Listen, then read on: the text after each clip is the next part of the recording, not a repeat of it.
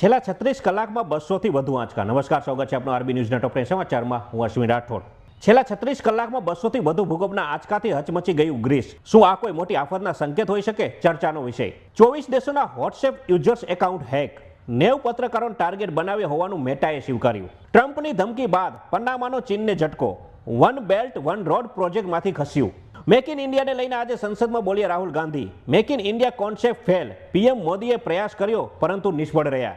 ભારતીય અમેરિકન ગાયિકા ચંદ્રિકા ટંડન ખ્યાતનામ Grammy award જીત્યા. 4 ગ્રેમી એવોર્ડ જીતેલા તબલાવાદક ઝાકિર હુસેનને શ્રદ્ધાંજલિ ન આપવા પર ટ્રોલ થયું ગ્રેમી એવોર્ડ. ક્રિપ્ટોકરન્સીનું માર્કેટ કેપ $3.62 ટ્રિલિયન થયું. એપલ કરતાં માત્ર એક જ ડગલું દૂર.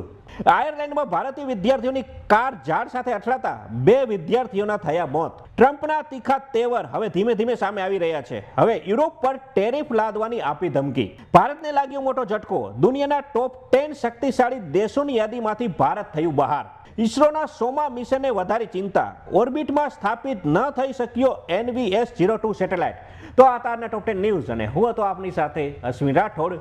જય હિન્દ, જય ભારત.